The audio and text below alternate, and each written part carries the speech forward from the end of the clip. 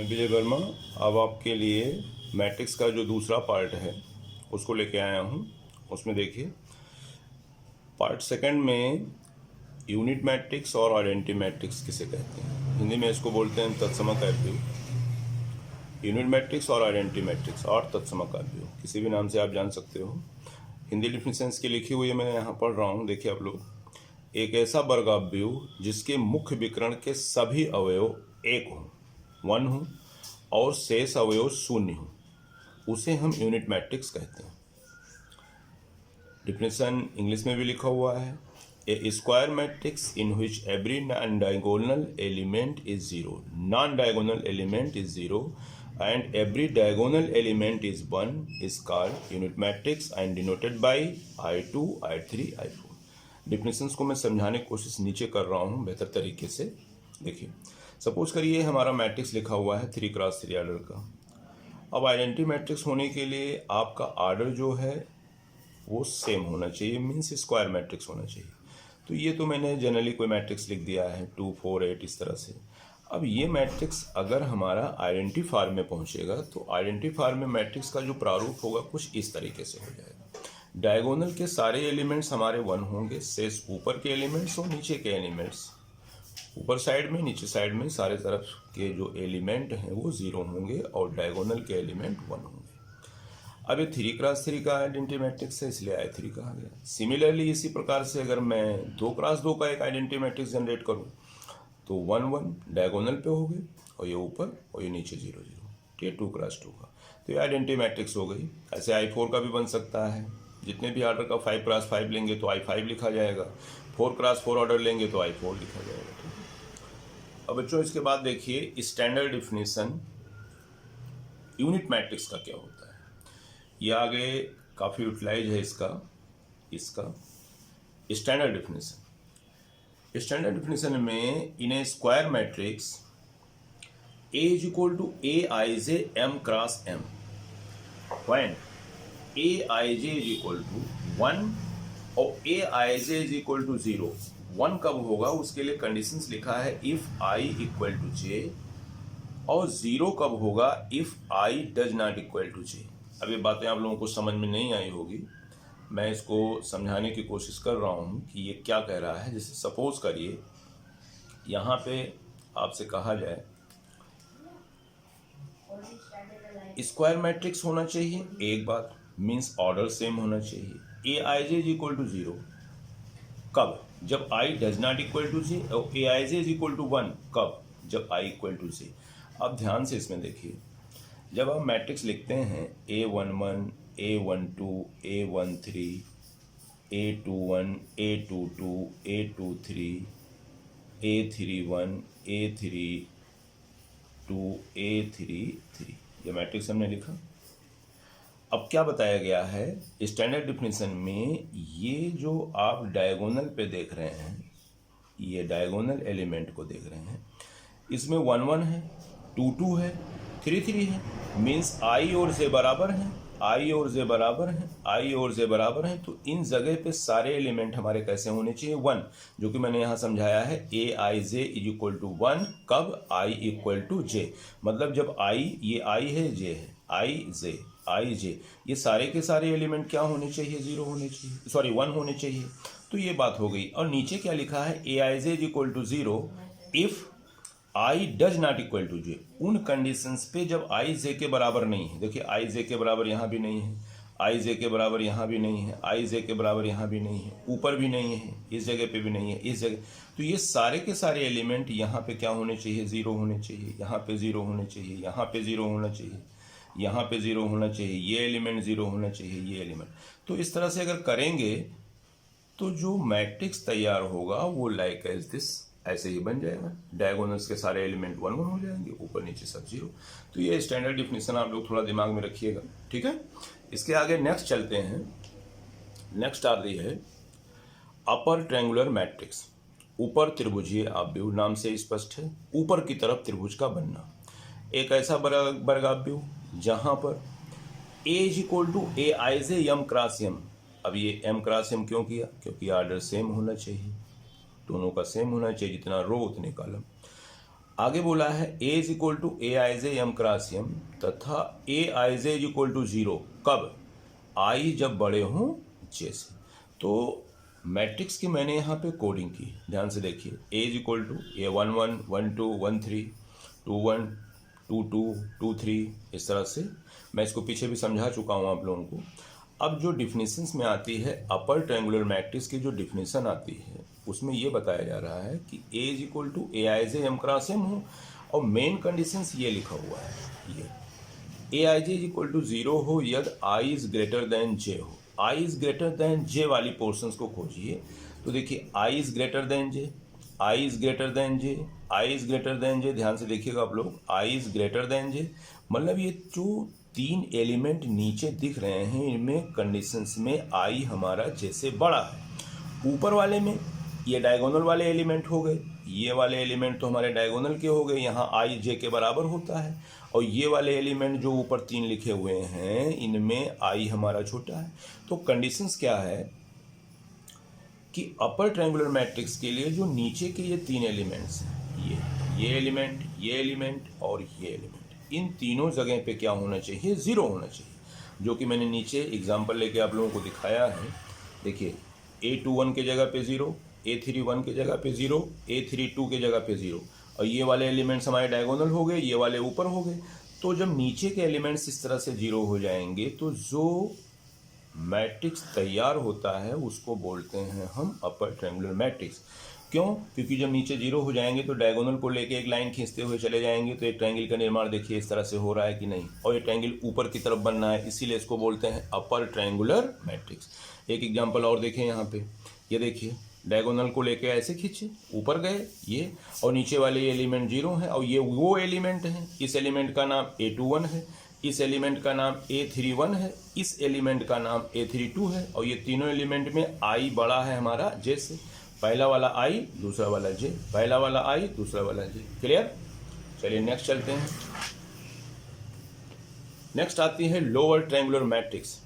जैसे upper triangular matrix होता था वैसे लोअर ट्रायंगुलर मैट्रिक्स होता है। निम्न त्रिभुजीय आव्यूह, एक ऐसा वर्ग आव्यूह जहां A is equal to A I J M cross M और ए आई जे 0 हो, कब, आई लेस देन जे। अब आई लेस देन जे को खोजो कि कौन से होते हैं, तो आई लेस देन जे में ये ऊपर वाले एलिमेंट डायगोनल को छोड़ के, देखिए डायगोनल वाले एलिमेंट हैं, ये हमारे डायगोनल के एलिमेंट हैं, ये वाले, ये डायगोनल पे, तो डायगोनल से ऊपर ही आई हमारा छोटा होगा किससे, जे से। देखिए आई, ये आई है और ये जे है, आई छोटा जे से, ये आई है, ये जे है, आई छोटा है जे से, ये आई है और ये जे है, तो आई छोटा जे से। तो ऊपर वाले सारे एलिमेंट्स क्या होने चाहिए, 0 होने चाहिए, और नीचे 0 नहीं होना चाहिए। जैसे तो 1 2 की जगह पे A12 0, A13 0, A23 0, ये मैट्रिक्स का कोड है। अब इस कोड को अगर मैं 0 करके देखूं तो ऊपर के एलिमेंट को मैंने 0 कर दिया, तो नीचे आपका एक ट्रायंगल जनरेट हो रहा है। देखिए हो रहा है कि नहीं हो रहा। एक एग्जांपल और मैं दिखा देता हूँ। C इज इक्वल टू कोई मैट्रिक्स ले लीजिए, हमने ले लिया 6 5 9, और फिर यहाँ पे लिख लिया 0 8 3, यहाँ पे लिख लिया 0 0, और यहाँ पे लिख लिया 9। ये देखिए 3 क्रॉस 3 ऑर्डर का ये भी मैट्रिक्स है। अब ध्यान से देखेंगे तो ऊपर के एलिमेंट 0 हैं, अगर डायगोनल से काट दिया जाए ऐसे, ये देखिए आप लोग, ये देखिए बन रहा है ना ऐसे, तो नीचे की तरफ ट्रायंगल बनना है। इस डाउन डायरेक्शंस में ट्रायंगल जनरेट हो रहा है, और डाउन डायरेक्शंस में ट्रायंगल जनरेट होगा तो इसको कहेंगे लोअर ट्रायंगुलर मैट्रिक्स। और डिफिनेशंस की बात करेंगे तो अब ये बात समझ में आ गई होगी कि ए आई जे 0 कब, आई लेस जे। तो क्यों, ये आई लेस जे है, यहाँ पे भी आई लेस जे होगा, यहाँ पे क्यों, क्योंकि इसका नाम है A12, इसका नाम है A13, इसका नाम है A23, आई छोटा है जे से। क्लियर? एक बार आप लोग और चेक कर लीजिएगा। नेक्स्ट आते हैं, कंपेरेबल मैट्रिक्स क्या होता है, तुलनात्मक आव्यूह हिंदी में इसको बोलते हैं comparable matrix. To matrices A and B are said to be comparable if they are of the same order। Hindi में बोल दूं, दो आव्यूह A और B तुलनात्मक कहे जाते हैं यह दोनों आव्यूहों के क्रम समान हो। कहने का मतलब to matrices A and B are said to be comparable if they are of the same order. कहने का मतलब कंपेरेबल मैट्रिक्स उसको कहेंगे जब दो मैट्रिक्स के ऑर्डर सेम हो। कोई भी मैट्रिक्स आप लिखिएगा, बट आर्डर सेम होना चाहिए। अगर आर्डर सेम हो गया तो कंपेरेबल हो जाएगा। फॉर एग्जाम्पल मैंने एक मैट्रिक्स यहाँ दिखाया आप लोगों को 5 4 3 2 1 6, आर्डर कितना 2 क्रॉस 3। 2 क्रॉस 3 क्यों? इसमें 2 रो हैं और इसमें 3 कॉलम है। ये देखिए रो कॉलम तो मैंने पिछले वीडियो में आपको समझा दिया कैसे इसको देखेंगे आप लोग। 2 रो हो गया और 3 कॉलम हो गया। यहाँ पे भी 2 रो हो गया और 3 कॉलम हो गए। कॉलम को इस तरह से करेंगे, ठीक। तो 2 क्रॉस 3 ये भी है, 2 क्रॉस 3 ये भी है। तो ए और बी दोनों मैट्रिक्स हमारे क्या कहलाएंगे? कंपेरेबल मैट्रिक्स, तुलनात्मक आव्यूह। कहने का मतलब मैट्रिक्स ए और मैट्रिक्स बी अगर आर्डर सेम है, मान लीजिए एक मैट्रिक्स हमने लिखा 4 क्रॉस 3 आर्डर का। अब इसके बीच में मैंने एलिमेंट नहीं लिखा, आप लोग समझिए कुछ लिखा हुआ है यहाँ पे। दूसरा मैंने भी ये मैट्रिक्स लिखा हुआ है यहाँ पे 4 क्रॉस 3, तो आर्डर सेम मिल गया।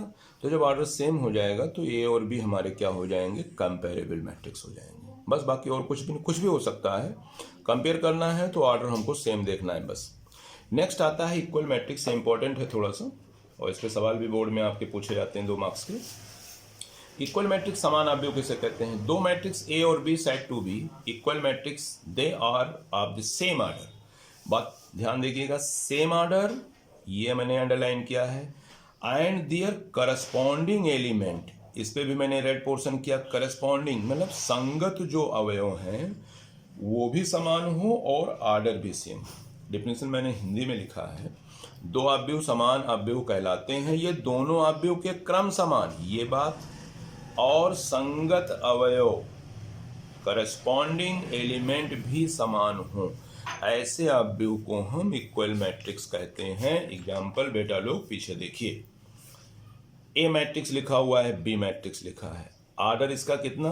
देखिए इसमें 2 रो, फर्स्ट रो और ये सेकंड रो, 2 रो हो गया। ये कॉलम 3 लिखा है तो कॉलम भी मैं एक बार दिखा दूं, आप लोग भूल गए होंगे, 1 2 और 3, तो 2 रो और 3 कॉलम हो गया। अब 2 रो और 3 कॉलम हो गया, नीचे वाले में ध्यान से देखिए, इसमें भी 2 रो और 3 कॉलम है, लेकिन करस्पॉन्डिंग जो एलिमेंट है वो भी सेम है। 258 258 397 397, तो इसको बोलते हैं करस्पॉन्डिंग एलिमेंट। अगर करस्पॉन्डिंग एलिमेंट्स अलग हो गए तो वो आपका इक्वल मैट्रिक्स नहीं होगा, वो आपका कंपेरेबल मैट्रिक्स हो जाएगा। तो ये आपका इक्वल मैट्रिक्स है। और जब दोनों मैट्रिक्स इक्वल हो जाते हैं तो उसको हम डिनोट करते हैं ए इज इक्वल टू बी, ऐसे लिखते हैं, ए इक्वल टू बी। कंपेरेबल का एक एग्जांपल और दिखा दूं, सी इज इक्वल टू एक मैट्रिक्स मैंने ये लिखा है 3 क्रॉस 3 आर्डर का, वर्ग आप भी होना चाहिए, स्क्वायर मैट्रिक्स होना चाहिए। डी आपका एक मैट्रिक्स लिखा है, भी स्क्वायर मैट्रिक्स है। अब इसके जो करस्पॉन्डिंग एलिमेंट है हर जगह पे आप देखो सेम है। ये आपका पोर्शन 1 1 कहलाता है, A11, तो A11 यहाँ भी देखिए -3 -3। इस पोर्शन को कहते हैं A22, दूसरे रो का दूसरा एलिमेंट हमने समझाया था 22, A22 यहाँ पे और A22 यहाँ पे, तो हर जगह पे आप देखेंगे तो करस्पॉन्डिंग एलिमेंट सेम है। मतलब देखिए -381 -381 073 073, इस तरह से। तो ये आपके दोनों कंपेरेबल मैट्रिक्स नहीं है, ये आपके इक्वल मैट्रिक्स है, क्योंकि करस्पॉन्डिंग एलिमेंट सेम है इसके। तो इसको हम लिखेंगे C is equal to D। अब इक्वल मैट्रिक्स पे कुछ क्वेश्चन हम आपको बताते हैं जो कि बोर्ड्स में आते हैं, इसको आप लोग ध्यान से देखिए। सपोज करिए एग्जाम में आपसे पूछा जाएगा ए मैट्रिक्स इज इक्वल टू ऐसे दे देगा, बी इज इक्वल टू इस तरह से, और लिखेगा नीचे जहां पे ए इक्वल टू बी है तो आपको एक्स की वैल्यू बतानी है, आपको वाई की वैल्यू बतानी है। क्वेश्चन को आप समझने की कोशिश कीजिए। मैं कह रहा हूं A is equal to defined matrix, B is equal to defined matrix, where A is equal to B. A is equal to B बोला, इसका मतलब क्या है? ये इक्वल मैट्रिक्स है। तो अगर इक्वल मैट्रिक्स है तो हमारे जो करस्पॉन्डिंग एलिमेंट हैं वो सेम होंगे, अर्थात हम इसको कंपेयर कर लेंगे, तुलना कर लेंगे, ठीक है, इसको हम तुलना कर लेंगे। तो यहाँ पे देखिए 5, तो यहाँ पे 5, यहाँ पे 2 है, बट यहाँ पे y है, तो कंपेयरिंग करेंगे, क्योंकि इक्वल मैट्रिक्स है तो y की जगह पे ये 2 आ जाएगा, तो y की वैल्यू हमको 2 मिल जाएगी। अब नेक्स्ट आ गए x, और यहाँ पे इसका कंपेयरिंग करेंगे, क्योंकि इसका करस्पॉन्डिंग ये होगा, तो यहाँ x है, यहाँ 3 है, तो x की वैल्यू 3 हो जाएगी, और 9 की जगह पे 9 है, तो x की वैल्यू 3, y की वैल्यू 2, इस तरह से। अब एक क्वेश्चन और इम्पॉर्टेंट है, तो ये तो सिंपल क्वेश्चन था। अब इसके बाद एक क्वेश्चन और आता है जो 2 मार्क्स में आपके बोर्ड में पुटअप किया जाता है, आप लोग इसको ध्यान से देखिए, थोड़ा लेंदी भी है तो समझने की कोशिश कीजिए।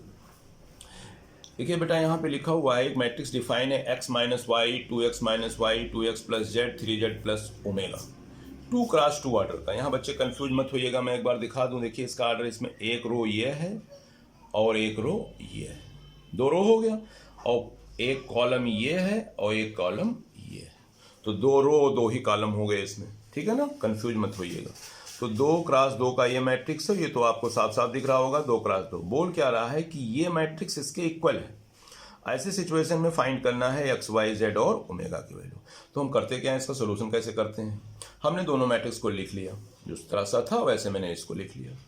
अब जब इक्वल मैट्रिक्स है तो करस्पॉन्डिंग एलिमेंट सेम होंगे, मतलब इसका करस्पॉन्डिंग ये वाला एलिमेंट, इसका करस्पॉन्डिंग ये वाला एलिमेंट, इसका करस्पॉन्डिंग ये वाला एलिमेंट, और इसका करस्पॉन्डिंग ये वाला एलिमेंट। अब इसको सेम करते हैं, और जब सेम करोगे तो क्वेश्चन जनरेट हो, सॉरी इक्वेशन जनरेट हो जाएगा।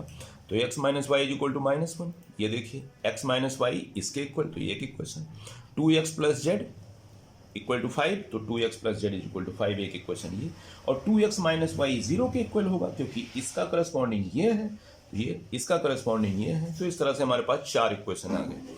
अब आप लोग क्लास 8 9th में आप लोगों ने लीनियर इक्वेशंस आप 2 वेरिएबल 1 वेरिएबल का स्टडी किया ही होगा, तो आगे का प्रोसेस इजी है, फिर भी मैं समझा देता हूँ। फ्रॉम इक्वेशन 1 एंड 2 को लेंगे, x minus y equal to -1, 2x minus y same sign है, तो सब्ट्रैक्ट कर देते हैं। सब्ट्रैक्ट करने पे क्या होगा, एलिमिनेट हो जाएगा, सॉल्व करेंगे x की वैल्यू आ जाएगी।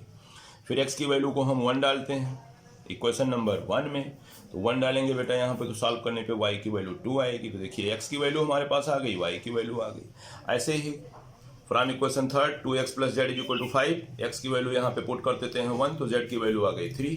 ऐसे बेटा z की वैल्यू जब मिल गई तो इसको हम 4th इक्वेशन में पुट कर देंगे, तो आ गई वैल्यू।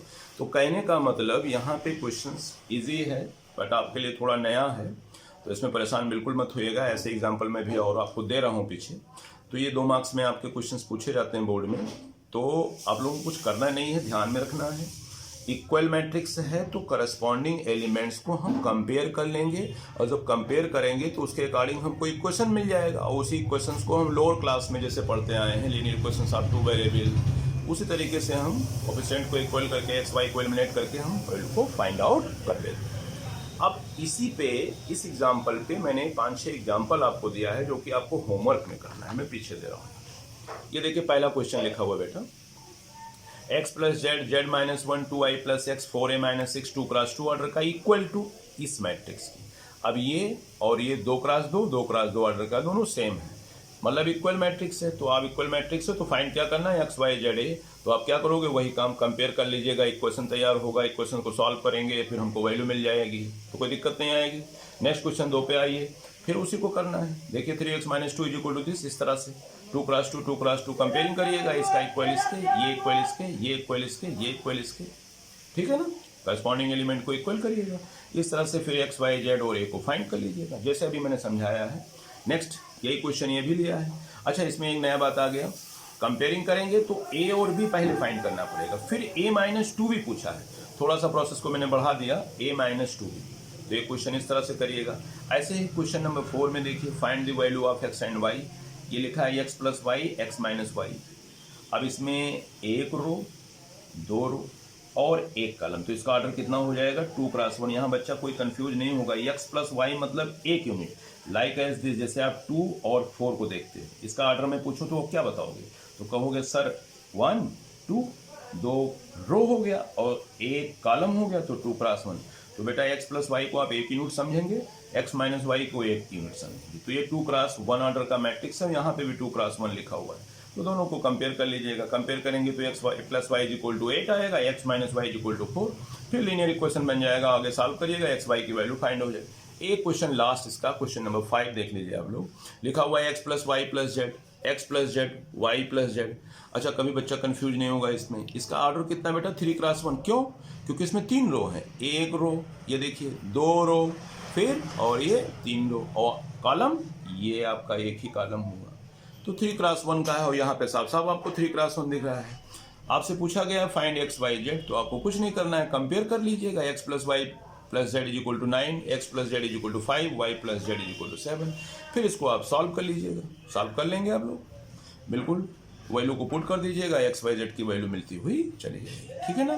तो इस तरह से इतने पार्ट्स को मैंने जो समझाया है, इसको आप लोग करिएगा, ये होमवर्क करिएगा।